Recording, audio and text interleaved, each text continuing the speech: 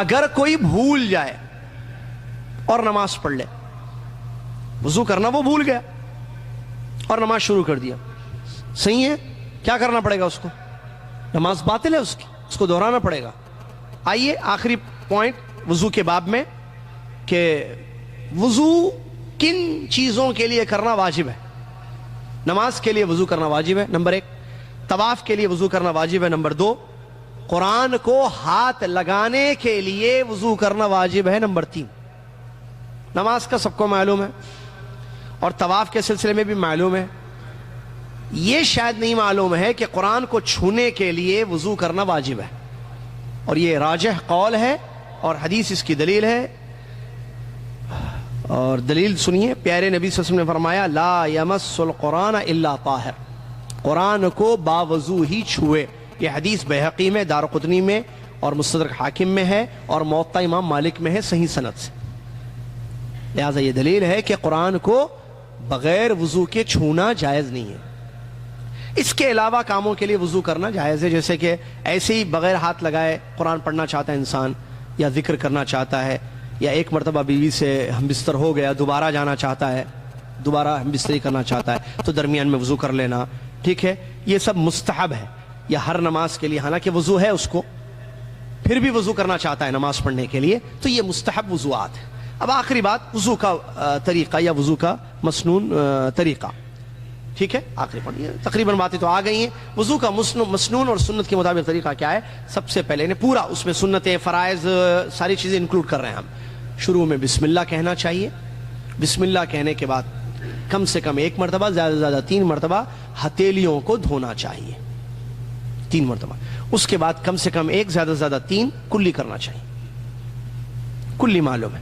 اور اس کے بعد ناک میں پانی چڑھا کر اس کو جھاڑنا، ٹھیک ہے؟ دائیں ہاتھ سے ناک میں پانی چڑھائیں، بائیں ہاتھ سے جو ہے اس کو صاف کریں، یا دونوں ہاتھوں سے کریں، کوئی مسئلہ نہیں اس میں، ہاتھ ناک۔ اس کے بعد چہرے کو دھونا، اور داڑھی ہے تو خلال کرنا، اس سنت جو ہے چہرہ دھو لیے۔ اس کے بعد داہنے ہاتھ کو کوہنی سمیت کم سے کم 1، زیادہ سے زیادہ 3 مرتبہ دھونا۔ پھر بائیں ہاتھ کو، لیفٹ ہینڈ کو اسی طریقے سے دھونا۔ پھر سر کا مسح کرنا۔ سر کا مسح کیسے کریں گے؟ کہ پانی لیں گے، ٹھیک ہے؟ تو پیشانی سے شروعات ہوگی اور گدی تک دونوں ہاتھوں کو لے جائیں گے، پھر واپس لائیں گے۔ اور اس کا زیادہ اچھا طریقہ اس طریقے سے، وہ اس لیے کہ یہ انگلیوں کو کانوں کے مسح کے لیے استعمال کرنا پڑتا ہے، تو یہ ایسے لے گئے پیچھے، پھر واپس لائے، پھر ان انگلیوں کو کان میں اندر ڈالے، یہ شہادت کی انگلی کو، اور انگوٹھے سے کان کے پیچھے کے حصے پہ پوچھے، مسح کی۔ اس کے بعد بعض لوگ گردن کا مسح کرتے ہیں۔ گردن کا مسح کسی صحیح حدیث سے ثابت نہیں ہے، اگر کرتے تھے تو اب جمعہ سے چھوڑ دیجئے۔ یہ جو ایسے کرتے ہیں یہ حدیث سے ثابت نہیں ہے۔ اس کے بعد پیر دھونا، دائنا پیر ٹخنوں سمیت 3 مرتبہ، زیادہ سے زیادہ کم سے کم 1، اور بایاں لیفٹ پیر ٹخنوں سے سمیت کم سے کم 1، زیادہ سے زیادہ 3 مرتبہ دھونا، یہ ثابت۔ یہ وضو کا مسنون اور صحیح طریقہ ہے جو حدیث سے ثابت ہے۔ اور اس کے بعد دعا پڑھ لیجیے، ٹھیک ہے؟ اس میں وضو میں غلطیاں جو ہوتی ہیں، 3 سے زیادہ مرتبہ دھو دیتے ہیں، پانی میں اسراف کیا جاتا ہے، ٹھیک ہے؟ اور بعض لوگ جو ہے ہاتھ کو 6 مرتبہ دھوتے ہیں۔ جی کیسے دھوتے ہیں معلوم ہے؟ پہلے ایسا پانی لے کر 3 مرتبہ تو دھو دیتے ہیں، یا 1 مرتبہ دھو کر ایسے یوں کرتے ہیں، پھر دوسری مرتبہ دھو کے پھر یوں کرتے ہیں، پھر ایسا مرتبہ پھر پانی لے کے پھر یوں کرتے ہیں۔ یہ یوں کرنا کیا؟ وہ 1 کاؤنٹ پانی اگر چلا گیا اس پر تو وہ 1 ہو گیا، وہ 1 کے ساتھ 1، 1 کے ساتھ 1، 1 کے ساتھ 1، 3 + 3 6 ہو گیا۔ یہاں سے یہاں تک آپ کم سے کم 1 مرتبہ دھوئیں، نل کے نیچے ہاتھ لے جا کر ہٹائیں، اس ہاتھ سے پانی لے کر دھوئیں، یا کوئی آپ کا بیٹا یا بیوی لوٹے سے پانی ڈال رہے ہیں اور آپ دھو رہے ہیں، کوئی بھی شکل اختیار کیجئے، لیکن بشرطے کہ آپ یہاں سے یہاں تک کم سے کم 1 مرتبہ دھو لیجئے، زیادہ زیادہ 3 مرتبہ۔ لیکن دھونے کے بعد یوں کرنا ہے، ایسے، یہ حدیث سے ثابت ہے۔ اسی طریقے سے گردن کا مسح حدیث سے ثابت نہیں۔ اسی طریقے سے وضو ختم ہونے کے بعد انگلی آسمان کی طرف अशहदु अल्ला इलाहा इल्लल्लाह वहदहु ला शरीक लह व अशहदु अन्ना मुहम्मदन अब्दुहु व रसूलुहु। ये भी हदीस से साबित नहीं है। औरतें और मर्द सुन लें, ठीक है। औरतें जरा वुजू में, नमाज में बहुत लापरवाहियां करती हैं, लिहाजा वो बिल्कुल सुन्नत के मुताबिक वजू करें, उल्टा पलटा वजू ना करें ऐसे वैसे। और ये हिस्से जो वजू में धोने चाहिए वो सूखे नहीं रहने चाहिए, ना टखनों पैर के ना हाथ के। और ये कब होता है? जब इंसान जल्दी जल्दी वजू करता है, अरे नमाज चली जा रही है, पहली रकात खत्म हो जा रही है, तो पहले क्यों नहीं किया वजू? आपका प्रॉब्लम। जल्दीबाजी से वजू करने से हिस्से सूख जाते हैं, रुक जाते हैं, ठीक है। चलिए, ये चंद बातें थी वजू के मुतालिक या वजू के मसाइल के मुतालिक। मेरे ख्याल से बात वाज़ेह होगी इंशाल्लाह। सॉक्स पर मसाह करना नहीं, हाँ सॉक्स जो किताब मुज़क्किरे में जो है उस हिसाब से हम चलते हैं। वज़ू पर मसाह करना, अगला बयान। सॉक्स दो किस्म के होते हैं, एक को खुफ कहते हैं अरबी में, एक को जोरब कहते हैं। पहला मसला सुन लीजिए। खुफ अरबी में चमड़े के सॉक्स को, जो चमड़े से बने हुए सॉक्स है, उसको अरबी में बोलते हैं खुफ। खुफैन का लफ्ज हदीस में मिलता है। जोरब कपड़ा या किसी भी चीज से बना हुआ सॉक्स, और हदीसों में दोनों की दलील है। खुफैन यानी चमड़े से बने हुए सॉक्स पर मसाह करना हदीसों से साबित है।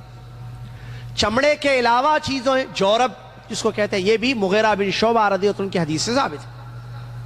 लिहाजा आप जो भी सॉक्स पहनते हो इन पर मसाह करना जायज है, जिसकी तफसील ये है। सबसे पहले कि मसाह करना ये साबित है, मुसलमानों का इस पर इजमा है, प्यारे नबी सल्लल्लाहु अलैहि वसल्लम की हदीसें इस पर मौजूद है, ठीक है।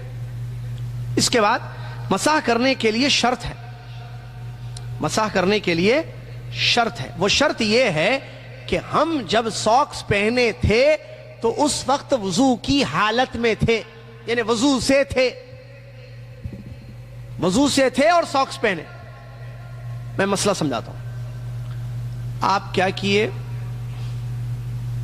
सुबह उठे, फजर की नमाज के लिए वजू किए, पैर धो लिए, फजर की नमाज पढ़ लिए, घर तशरीफ लाए, बैठकर कुरान की तिलावत कर रहे हैं, ठीक है। और बहुत अच्छा है फजर के वक्त कुरान पढ़ना, वजू से ही हैं आप, ठीक है। बेगम गरम गरम रोटियां लाते नहीं मालूम, लेकिन अब तक नहीं लाए थे तो कल से लाइए। ये शौहरों की खिदमत है, अच्छी चीज़ है। वो खाने के बाद वो आपकी एक रोटी 8-8 घंटे काम करती है, वो जो सैंडविचें काम नहीं करती हैं या बर्गरें काम नहीं करती हैं। सोना नहीं, सुबह शौहर को नाश्ता देकर भेज कर सो जाइए, अल्लाह खुश होगा आपसे इंशाअल्लाह, ठीक है। चलिए, नाश्ता आ गया, आप वजू से ही हैं, बातों में बात बोलना चाहिए जरा।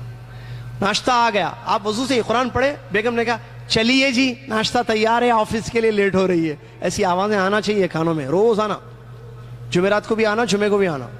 चलिए, आपने वजू नाश्ता कर लिया, अब आप ऑफिस की तैयारी में, सॉक्स आप पहने, शू आपने पहना, लैपटॉप लिया, मोबाइल्स इसलिए कि ज्यादा हैं लोगों के पास, ले लिए, डाल लिए, गाड़ी स्टार्ट करके निकल गए। अब उसके बाद वजू टूट गया, बीच में सॉक्स पर थे, आप गए टॉयलेट को गए, पेशाब को गए, हवा खारिज हुई, फला मसले हुए, ठीक है।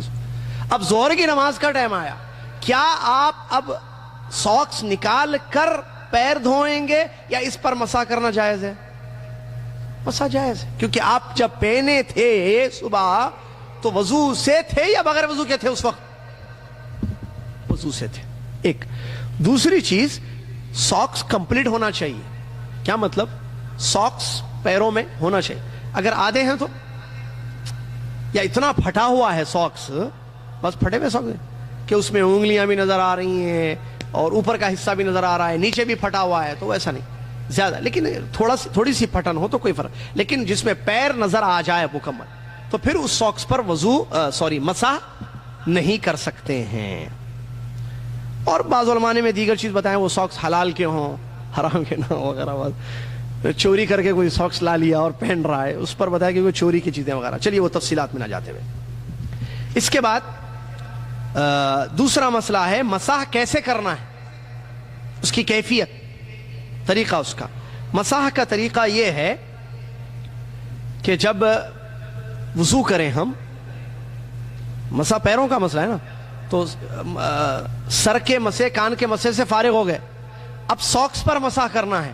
تو جو گیلا ہاتھ ہوتا ہے, کچا ہاتھ یا گیلا ہاتھ, دائنے ہاتھ سے دائنے ساکس کو, دائنا ہاتھ یا بائیں ہاتھ دونوں, ساکس کے اوپر یعنی پیر کے اوپر ساکس پہنے, ساکس کے اوپر والے حصے پر ایک مرتبہ پوچھنا ہے بس ایسے.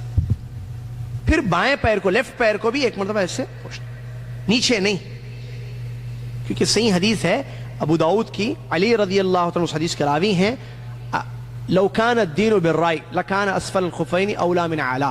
اگر دین رائے اور عقل کے حساب سے ہوتا تو ساکس پر مسح کرنا نیچے ہوتا نہ کہ اوپر, کیونکہ عقل کہتی ہے کہ گندگی نیچے لگتی ہے, اور دین عقل کے حساب سے نہیں ہے, رائے کے حساب سے, کہ ہماری عقل میں جو ہے وہی دین ہے, جو سمجھ میں نہ آئے وہ دین ہی نہیں ہے. ایسی بات نہیں. علی رضی اللہ عنہ کہتے ہیں اگر دین عقل کے حساب سے ہوتا, ہر ایک کے رائے پر دین ہوتا, تو ساکس پر مسح کرنے کا حکم نیچے دیا جاتا نہ کہ اوپر. اور میں نے رسول اللہ صلی اللہ علیہ وسلم کو دیکھا ہے اوپر مسح کرتے ہوئے.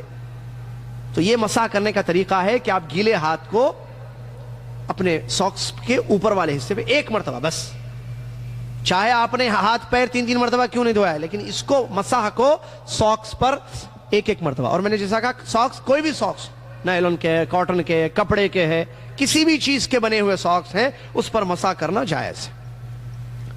چلیے, یہ ابھی جو حدیث میں ہے ابو داؤد بیہقی کی روایت ہے علی